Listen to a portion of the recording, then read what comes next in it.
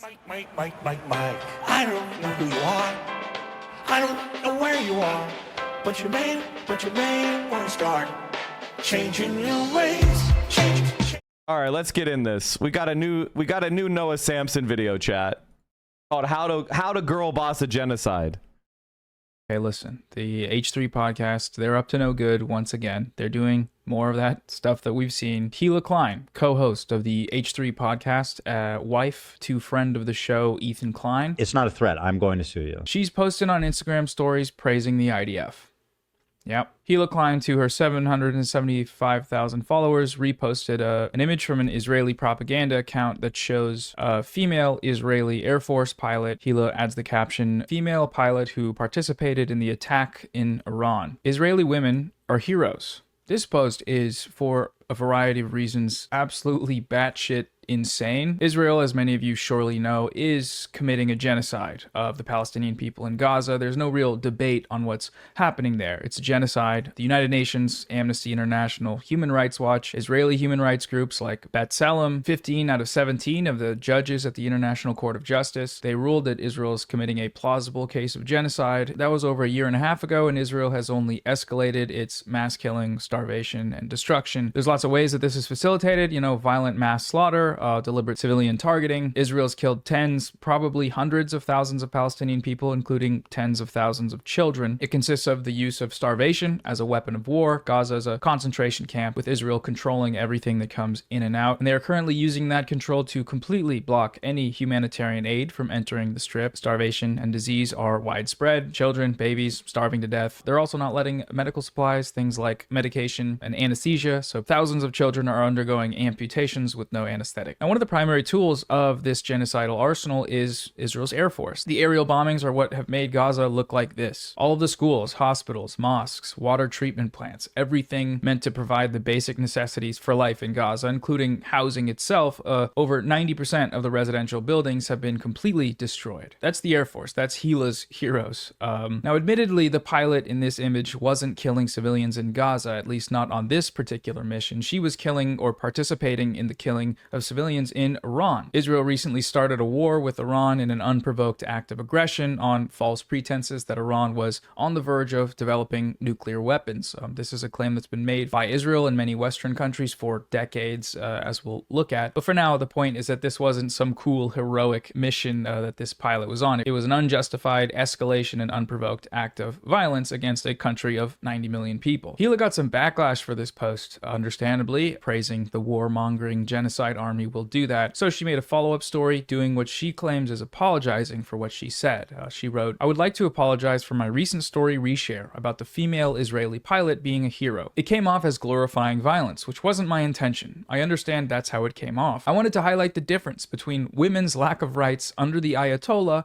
and women in Israel being given agency to even fight in combat. That being said, it's not the best timing or situation to make such a point. War is terrible and should never be glorified, and I'm very sorry for the post." Despite Hila's use of the word, this isn't an apology, it's a justification. Even though I didn't mention it at all or even allude to it, this post was actually about feminism. It was about women's rights in Iran and how I care about them, which is why I support them being bombed, apparently. If that is what she meant by her post and just completely failed to communicate it, it's not like that's any better, right? That's just girl boss imperialism. When Israeli women participate in Israel's violent lunacy all across the Middle East, bombing Palestine, Lebanon, Syria, Yemen, and now Iran, they're actually doing feminism. This image comes to mind. I'm sure you've seen it. It's pretty much exactly like this image. This is Parnia Abbasi. She was a 23-year-old artist from Tehran. Israel killed her in these attacks, possibly the very attack that this girl pilot participated in. Is that feminism? Was the idea of liberating this young woman from the clutches of the Ayatollah? No, of course not. That's insane. But according to Hila Klein, they kind of were. There's nothing in her apology that indicates otherwise. Vague condemnations of violence and war while praising the aggressors is not an apology. It's lip service. Hila's use of the word agency is interesting here too, I think, for a few reasons. If this is what agency is, the right to participate in unprovoked acts of aggression and also genocide, then yes, that agency should be revoked, not just from the women, but from everyone, because genocide and unprovoked military aggressions that kill civilians tend to infringe upon the agency of others by killing them, and their families and destroying their lives. So if Iranian women do not have the agency to do that,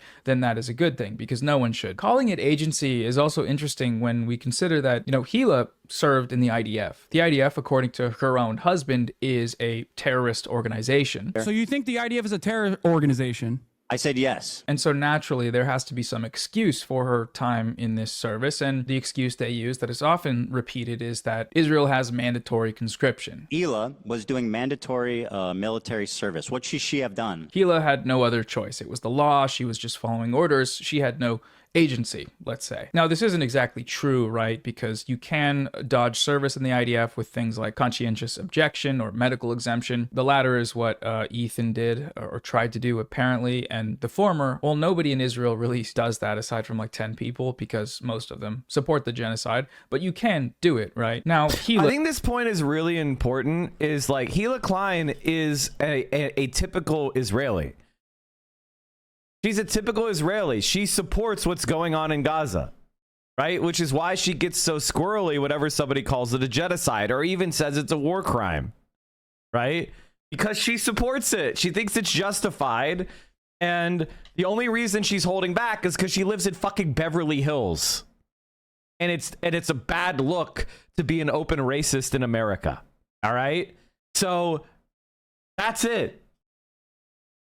Didn't, but even still, she did have some agency in the IDF. According to her, when she got bored of her desk job, she requested a transfer and ended up participating in at least one IDF raid on the illegally occupied West Bank in Ramallah, which they refer to as a terrorist city. At first, I was given a role that was like in an office somewhat close to my house in Tel Aviv.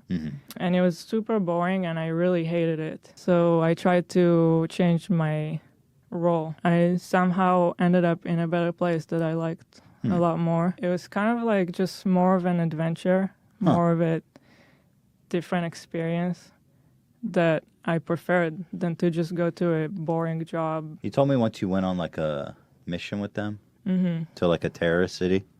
Yeah. That was kind of a crazy story. Yeah, my officers and like the soldiers in that brigade, they would go every night on a raid in Ramallah to arrest terrorists. So one time I wanted to go with them just to experience it. Why? You just were all of a sudden had an urge to go with them? I just wanted to see what it's like. Right. I wanted to see it. They took me with them one night, even though they weren't supposed to. Did they arrest anyone that night? They did. Did they bring it in the same car with you? No. Oh, You different go, car. there's a few cars going. Damn, that's crazy. The specifics of this crime have been left vague, but if it was anything like what these raids usually entail, Hila is probably a war criminal. I mean, the West Bank is illegally occupied land, and raids like this are in violation of international law inherently. So that's agency, right? But agency for what? Well, helping kidnap Palestinians from their homes in illegally occupied land. This is just liberal feminist language being weaponized for imperial aims. It's kind of like the argument that, Israel is a bastion of progressivism and gay rights. Hamas throws gay people off of roofs. Why do leftists support them? This is just a moral justification, and a very racist one at that, for liberating queer Palestinians from Hamas by killing them. There's a more subtle thing going on in these posts that I also want to talk about that relates to the broader media ecosystem on the issue of Israel's attacks on Iran, manufacturing consent. We had to bring it up. Shout out, my boy. Notice the language in Hila's post. She refers to Israel's strikes sort of vaguely as violence that's an aspect of war. This language is representative of a wider phenomenon in Western media, which is just normalizing Israel's crimes. Hila calls it violence, but it's not just violence, right? It's an unprovoked act of aggression from a genocidal state. It's not just war that's happening. Whatever Iran is doing now with its weaponry is responsive. It is in retaliation for Israel's unprovoked attacks. Israel's act of aggression was once again being framed as a defensive act of war. That's what Hila's doing in this post, and that's what a lot of people did in the Western news media, as well as most Western governments, including obviously hundreds of American politicians. One way that helps me compare this sort of media coverage is with Ground News, the sponsor of today. Tools and to stay fully informed, save 40% off through my link for unlimited access. Okay, chat. maybe I'm crazy. You're gonna have another Mike was right moment here, but I don't trust ground news. Any organization that's just trying to get on every single political channel seems to me like they're trying to get everyone to trust them as some sort of neutral arbiter, and then they will be able to influence public perception of certain issues. I find it very hard to believe that they have all this money just to make sure that they do neutral news or whatever the fuck. I just find it very, very, very questionable and sus. I'm not saying don't take the bag, and I don't have any proof. It's just one of those things that's pinging my radar. Access to the Vantage plan. All right, so back to Hila's post. So even her last statement that war is terrible and shouldn't be glorified. Why couldn't the Central Committee of the Soviet Union predict Gorbachev's disastrous reforms? They did. The unfortunate part, what ended up happening is that there wasn't a good production of new communist party elites. And I mostly blame Stalin. Stalin was very bad at creating a lasting party mechanism to do political education and actually develop socialist thought. And it became a huge issue. Now, if you look at China, it's completely different. China has a very focused technocratic effort of trying to create the most intelligent party members. They have a party school. They bring in all sorts of viewpoints, even stuff that's outside of their own thought. They'll bring neoliberals in. They'll bring all sorts of people in to critique and make arguments, and they will examine every viewpoint. Like, you're allowed to say whatever the fuck you want at the party school. And drop-off was too old, and that's exactly the problem I'm talking about. Is like, they didn't produce a next generation of party leaders. And so Gorbachev came in, and the party was like pretty much neutralized at that point. Glorified. That's not necessarily true, right? Like, no one has a problem glorifying the people who fought the Nazis. The issue is when you start glorifying the Nazis, and that's what this post is doing. Israel is Nazi Germany, and the IDF are the Nazi soldiers. That's the comparison you get to make when you commit genocides on ethnic supremacist, expansionist, and colonial grounds, because that was the Nazis' whole thing, right? Despite the mountains of evidence to the contrary, Western media outlets still overwhelmingly refer to Israel's genocide as a war against Hamas. But it's not a war, and it's not against Hamas. Obviously, it is an extermination against the Palestinian people of Gaza. And calling it a war, using that word, is one method of obfuscating that reality. Depending on the person doing it, it happens for different reasons, to be sure. Some people do it because that's their job. They have been and continue to be mouthpieces for the Western imperial agenda. Others do it because they have fallen victim to this sort of propaganda. It seems pretty hard to argue that that makes up a majority of people now, that people are just unaware and brainwashed given the 2 straight years of live streamed genocide that we've all seen on our phones. But I also think that we do sometimes underestimate just how little of this coverage makes it to the average Westerner, and just how strong the media apparatus manufacturing consent for it is. But others still do this manufacturing consent because they fundamentally believe that what Israel is doing is just. And that's what Hila thinks. You know, given her non-apology here for calling the genocidal military heroic, and her repeated examples of running cover for the IDF, saying they don't target children. You're excusing people being burned alive and kids being murdered. You're saying Israel does that on the daily. Now, I'm not denying that. I'm not denying that. So are you in favor? Saying they don't target journalists. I can't get any security assurances against Israel, obviously. Well, bro, it's not like Israel that is worried. Look, it's not like Israel's going to do a precision strike on Hassan. They don't fucking. Yeah, but it is dangerous. It's a war zone. Like, I agree, it's dangerous. Sure, it's a war zone.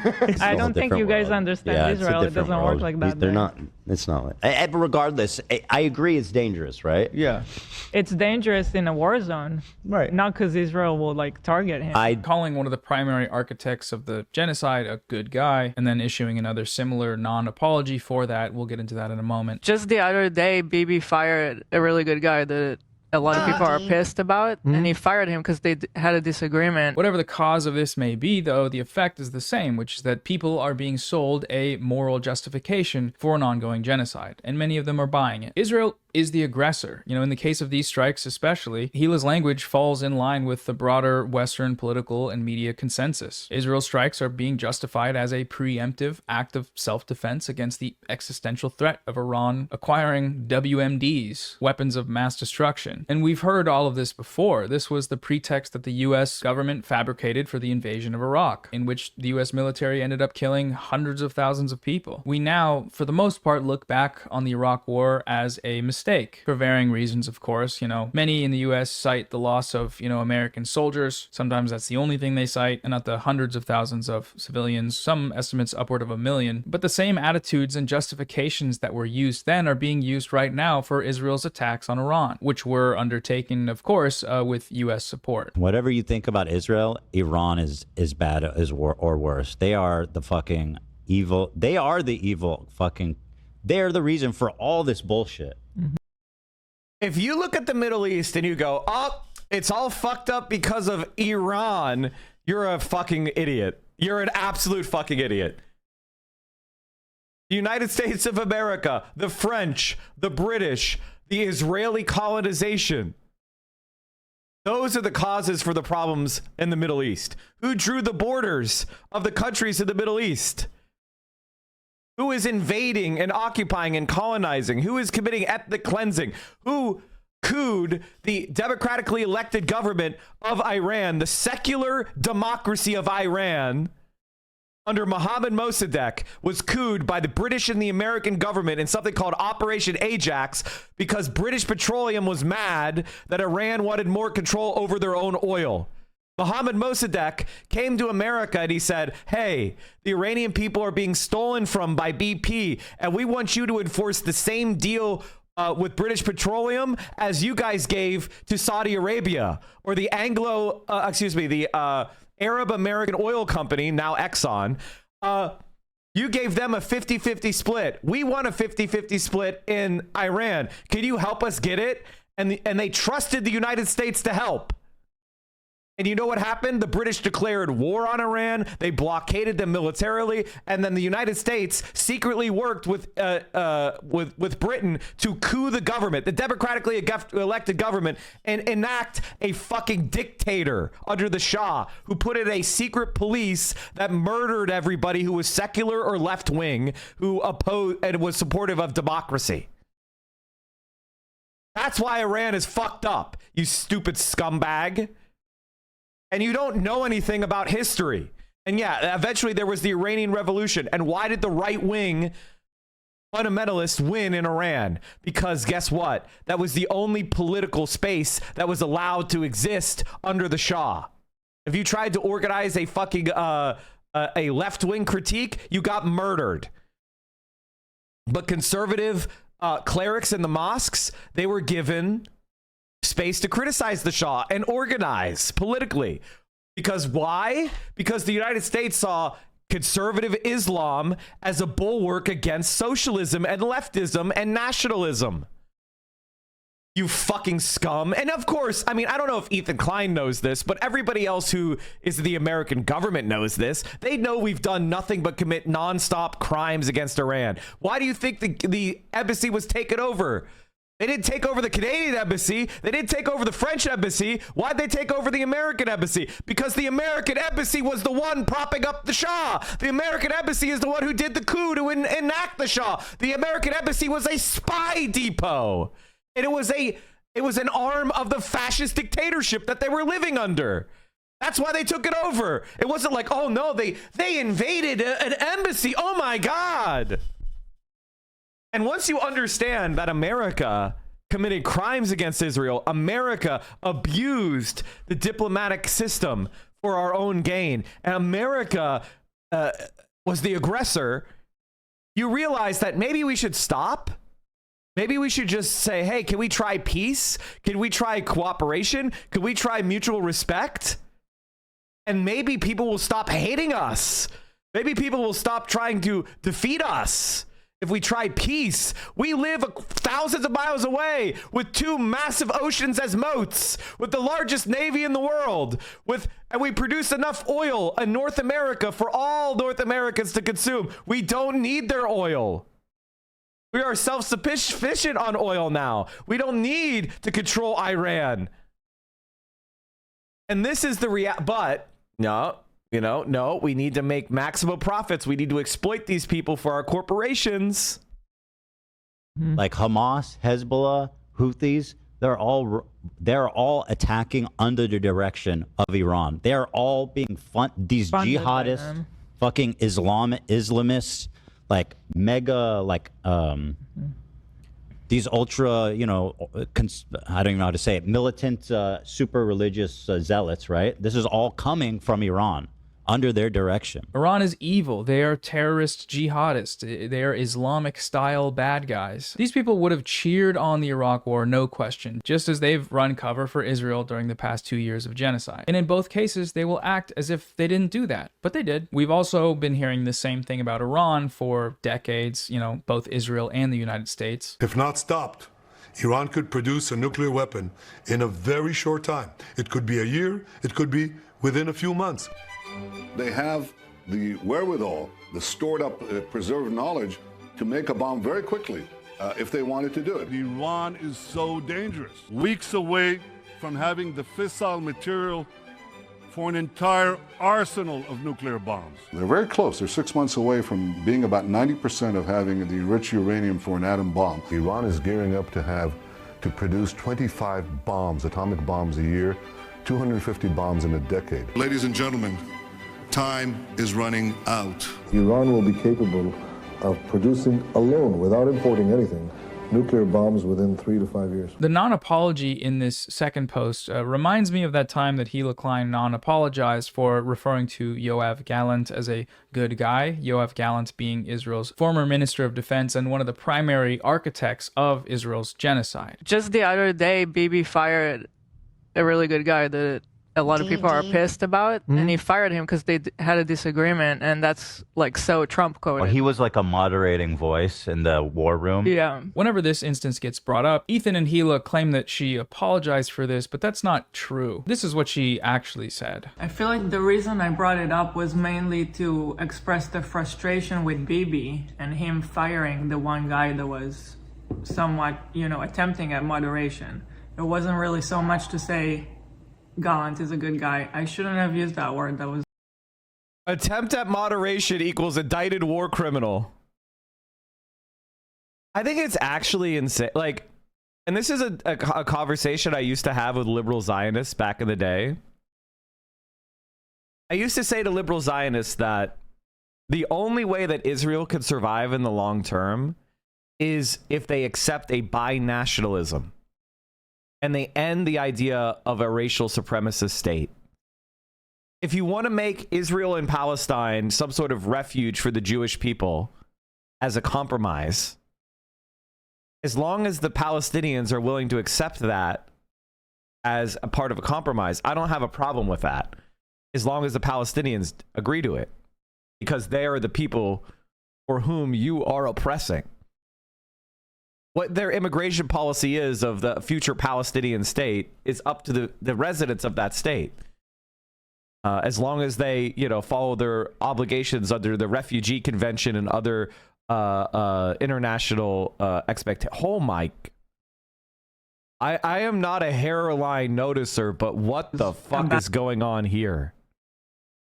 Okay. I get the Red Sea. I get the Red Sea. Just shut the fuck up. Shut the fuck up. Peepo smile instead. Shut the fuck up. that I was not even thinking of. That was not a good choice of words, and I would not have said that again. So I shouldn't have used that word is not an apology, it's lip service. There's no way to spin Yoav Gallant as being a moderating voice when he quite literally did the genocide. You can't paint him in any sort of contrast to Netanyahu when the two of them were holding hands together as they slaughtered tens of thousands of innocent people. The articles that they cited to prove this point do not show him to be some kind of anti-war figure. They show him to be declaring their genocide a victory. It was never, we've gone too far, it was mission accomplished. And the protests around that time had nothing to do with ending the war, they had everything to do with bringing the hostages back. What happens after that, Israelis couldn't give less of a fuck about. As poll after poll has shown, they either do not care about or openly support the genocide and ethnic cleansing of Palestinians. So unless such an apology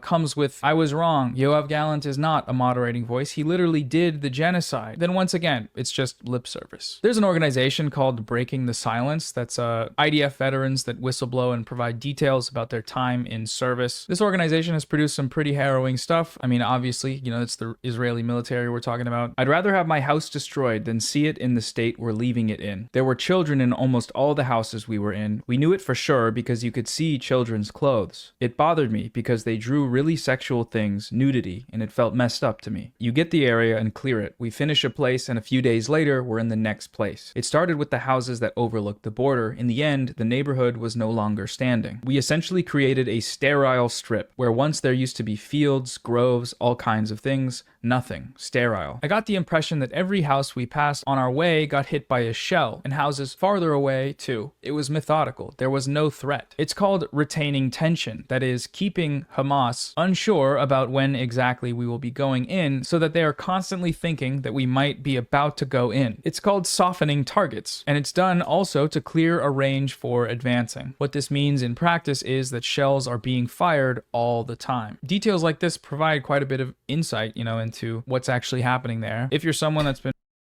Now notice that Israel didn't like set up a filtering system and bring these people out of the war zone into refugee camps into Israel or anything like that, right? Like that's something they could have done. They could have said, okay, we have a civilian population. We're going to filter it. We're going to, you know, put them into refugee camps. Now people would be like, oh, they're putting them in the concentration camps. And yes, that's exactly what they're doing because they're doing a genocide. But their decision was, oh, we're going to leave them in the war zone and bomb the refugee camps constantly. Can you imagine if the Nazis had just, I mean, they used military forces to kill civilians. Been following the footage of like every hour when an apartment building is blown up and thinking to yourself, what could ever possibly be the justification for that? Well, it's because stuff like this. Bombing for the sake of bombing. Killing people for the sake of killing people. Now, why do I bring this up? Well, according to the H3 Wikipedia, Hila Klein served in the IDF around 2005 in the Duchefat battalion. That's where she was transferred when she participated in the illegal raid. I found a testimony on Breaking the Silence from that very same battalion and in that same time frame and the same area of Ramallah. Sometimes there were detained Palestinians waiting at our post. One of the detainees was cuffed with a zip tie and blindfolded. This was at a moment that there were no commanders at the post, so one soldier decided to go inside and beat him up. Just like that. The person walked in, shut the door behind him. Yes, there was almost nobody outside. At some stage, he gave up. I don't know, he didn't beat him up for too long, but let's say that if I had said to him, why are you beating him up? What are you doing? He would have continued hitting him. It was better to just shut up and wait for him to finish, and that's it. Hila Klein has never publicly revealed any of the specific details about her time helping illegally raid and illegally kidnap a Palestinian man in the illegally occupied West Bank, but she should, because this is the sort of thing that her terrorist organization was and still are getting up to. If she truly is sorry for glorifying the IDF, as she claims in her post, then she should help the world by telling the truth about what she saw and did when she was a part of this, beyond the vague details she's already provided. She won't do that, of course, because she doesn't regret her time there and does believe that this genocidal army is heroic. No, she thinks it's okay for her military to go into territory that is not theirs and just break into people's house and go, oh, I found the gun. It's not your country. And has consistently denied their role in the intentional mass slaughter of Palestinians, journalists, and so on. But someday she may try to pretend that she doesn't. So feel free to refer back to this series of clips when that happens. Hashtag Hila Break the Silence. Let's get that viral trending. Israel's actions against Iran have been taking up quite a bit of media coverage and turning what little attention remained on Gaza away from it and on to, you know, the sirens in Israel. This was certainly a part of the calculus for what Israel is now doing in Gaza. In some ways, the most horrific acts of depravity we've seen yet. I'm talking about the death trap massacres. What to fear more? bullets or hunger. Under fire yet again, crowds of desperate Palestinians waiting in the hope of collecting food from the new Israeli-backed aid scheme. 20 people were killed here in southern Gaza by Israeli soldiers today, according to local officials. Others managed to grab something to take home to their families. Hundreds of people are now said to have been gunned down in repeated incidents around the Gaza Humanitarian Foundation sites in the few weeks they've been operating. These massacres are being facilitated by the IDF and the Gaza Humanitarian Foundation, which is an organization devised by Israel and backed by the US and denounced by every long-standing humanitarian aid organization that has operated in Gaza, who are all still being completely barred from entry. This organization, with Israeli and US help, is facilitating the use of starvation as a weapon of war. They're setting up so-called aid distribution centers in strategic military positions in the south to drive large crowds of starving Palestinians into cages for bags of flour that are a tiny fraction of what is actually needed to keep Palestinians in Gaza from starving to death, and they are then opening fire on them with guns, drones, and tank shelling. The footage from these massacres is some of the craziest shit I have ever seen. They're just straight up doing a death camp live on 4K video. There's so much footage of starving Palestinian people running for their lives to escape Israeli fire after running for their lives for a tiny shred of hope. Like, look at this shit, man. You have babies and kids crawling on the ground trying to avoid being shot by tanks because they're trying to get food. That they'll be able to get some flour so they don't starve to death. Flour that Israel is barring them from getting any other. Israel has killed countless people, including many children. 50 people were killed yesterday. Dozens are being killed every single day. كان كويس معي كتير بدي يجيب مساعدات كنا بدنا ناكل فيش عنا ولا حاجة لو راح لو متصاب جبناه على المستشفى استشهد اليوم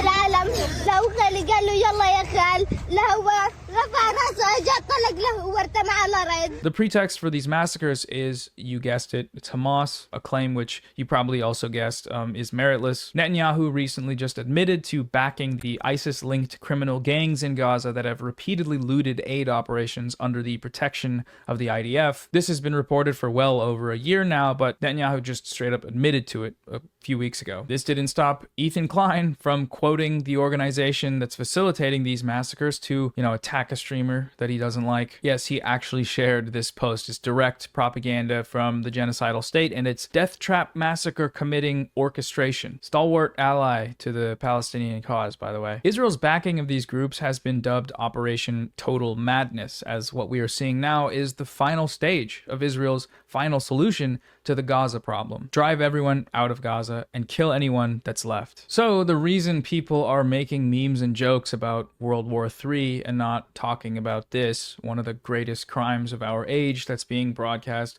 on social media every single day, is because that's exactly what Israel and the United States want us to be doing.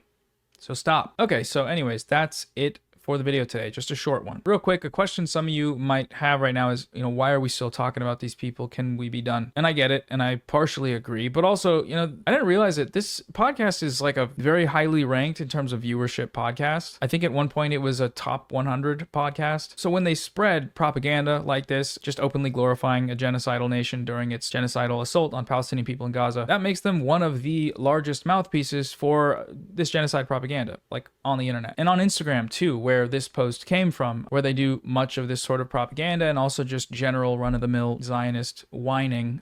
Ethan and Hila have a collective millions of followers, hundreds of times my own reach on there. So I think that alone is a good enough reason to keep covering what they say, especially when it's this blatant. Like, come on, you're gonna try and say you're a Palestinian advocate while glorifying the IDF? Like, they just can't help themselves. It's crazy. But I do think it's best to do that in context of the broader issues. So when they post glorifying the IDF, we simply use that to get the news out about what the IDF is doing currently in Iran and in Gaza. When they deny Israeli apartheid, we simply use that to talk about Israeli apartheid. When they deny Israel's killing of journalists, we can talk about that. Or when they call Yoav Gallant a good guy, we use that to talk about Yoav Gallant and how defending a genocidal war criminal doesn't just get canceled out by saying that you're not doing that. So keep posting about him. Make a video about this post. Add your own commentary about what you think is important politically about what's happening right now. You'll get views. Call it grifting all you want. More views means more people learn about the genocide and are then equipped with the information and arguments to teach other people about it. So yeah, that's all. Thanks for watching. Join my Patreon if you want to support the show, and I'll see you all on the next one. Bye bye. But you may want to start changing your ways. Change your ways. We're changing your name.